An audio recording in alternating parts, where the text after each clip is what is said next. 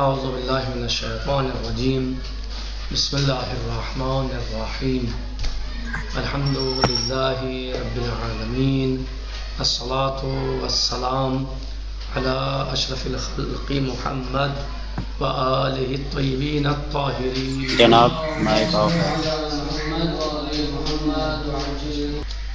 علم رجال میں ہماری گفتگو چل رہی تھی جناب کرشی کے بارے میں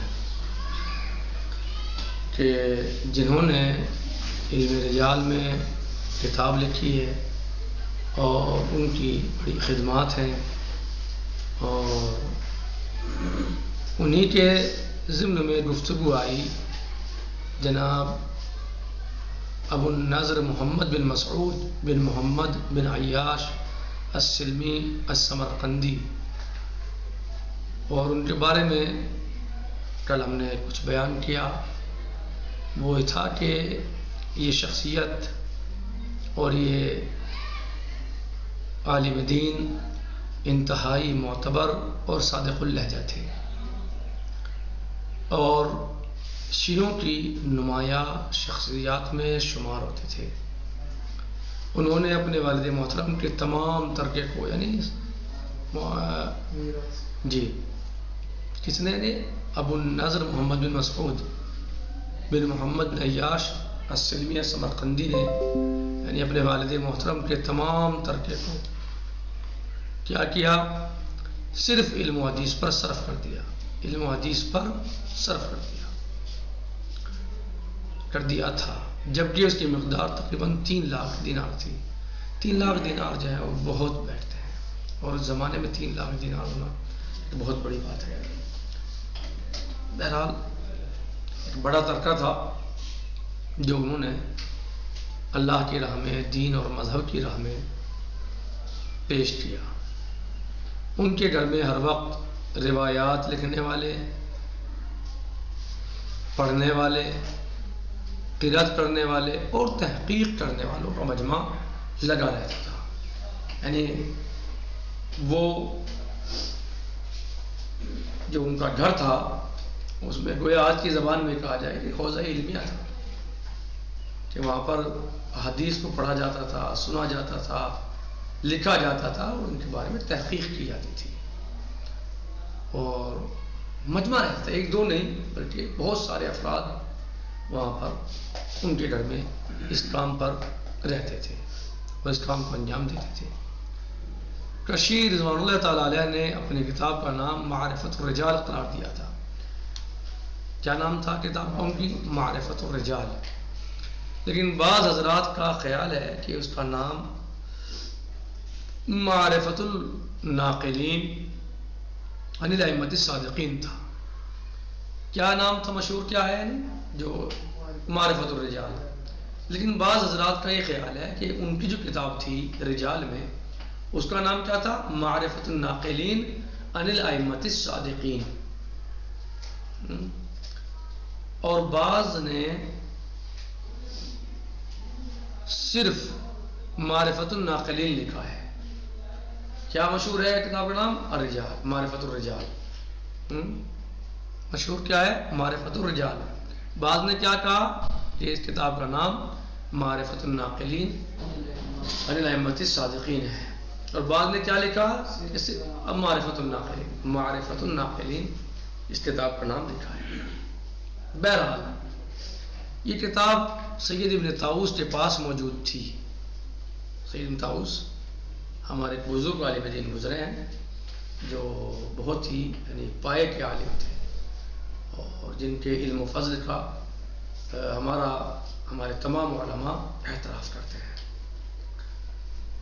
بہرحال کہنے کہ یہ کتاب سید ابن طاؤس کے پاس موجود تھی، اور انہوں نے اس کتاب کی تہذیب و ترتیب کر کے اسی دوسری کتب رجالیہ میں شامل کر دیا تھا،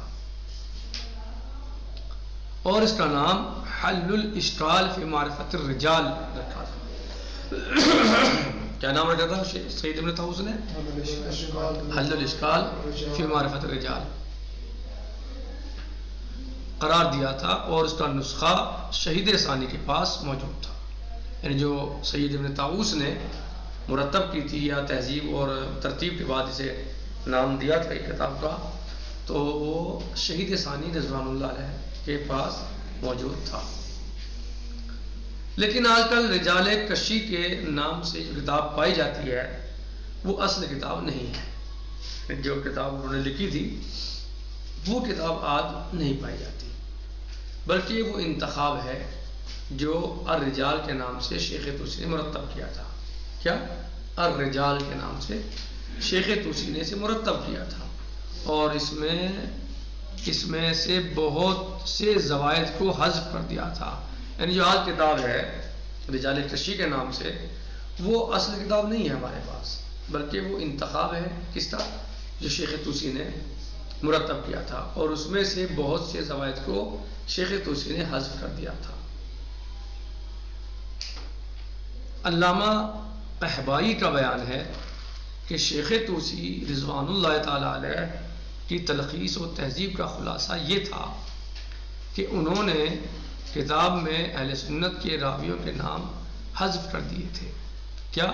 علامہ قحبائی کا کیا بیان ہے کہ شیخ توسی تلخیص و تہذیب کا خلاصہ یہ تھا، یعنی انہوں نے کیا تلخیص کی، کیا تہذیب کی اس کی، کہ انہوں نے کتاب میں اہل سنت کے راویوں کے نام حذف کر دیے تھے اور صرف شیعہ راویوں کے نام باقی رکھے تھے. حالانکہ یہ بات درست نہیں ہے، یہ بات صحیح نہیں ہے، اس لیے کہ کتاب میں حسب ذیل حضرات کے نام موجود ہیں. کون حضرات؟ اہل سنت سے جو ہیں. اور کیا کہہ رہے ہیں کہ اہل سنت کے راویوں کے نام حذف کر دیے تھے، حالانکہ ایسا نہیں ہے، بلکہ اہل سنت کے نام بھی اس کتاب میں موجود ہیں.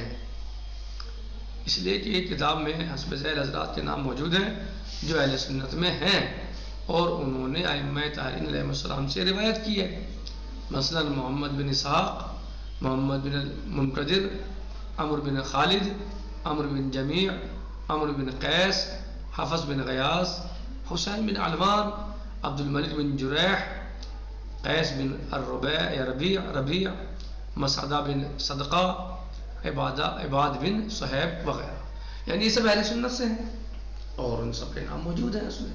تو اس کا مطلب یہ ہے کہ شیخ توسی نے ایسا نہیں کیا کہ انہوں نے اہل سنت کے راویوں کے نام کو وہاں سے حذف کر دیا ہو اس کتاب سے، بلکہ ہم موجود ہیں. ٹھیک. اب فہرست نجاشی، فہرست یعنی فہرست، فہرست یعنی فہرست. نجاشی یہ بزرگ عالم دین تھے، عالم تھے، ان کی بھی رجال ہے. کہہ رہے ہیں فہرست، یعنی پہلی کتاب کون سی ہوئی رجال میں؟ کتاب رجال کشی، رجال کشی سے جو مشہور ہے کہا جا سکتا ہے.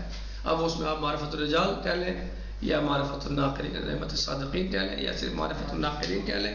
رجال کشی کہنے سے جلدی سمجھ آ جائے گا کہ جناب شیخ علامہ کشی نے اس کو مرتب کیا تھا، یہ لکھا تھا.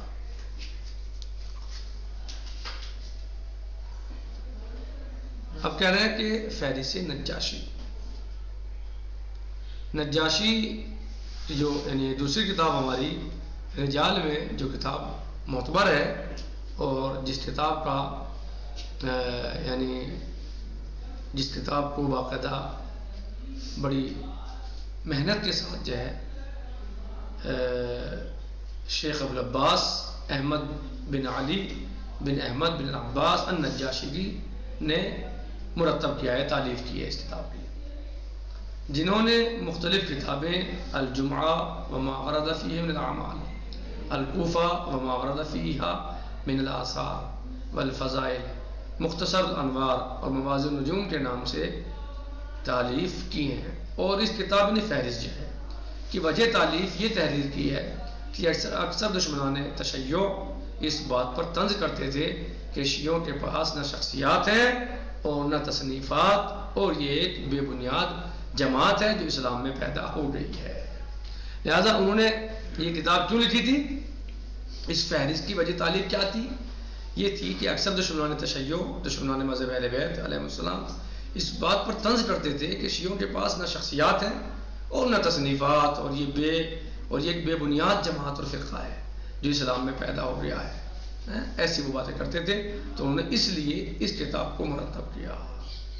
صحیح. بہرحال انشاءاللہ ہم اسی پر اکتفا کرتے ہیں، اور جو درس جدید آئے گا انشاءاللہ نئے درس میں، آنے والے درس میں ہم انشاءاللہ اپنا درس فہرست نجاشی ہی سے رضوان اللہ تعالیٰ علیہ سے ہی شروع کریں گے انشاءاللہ.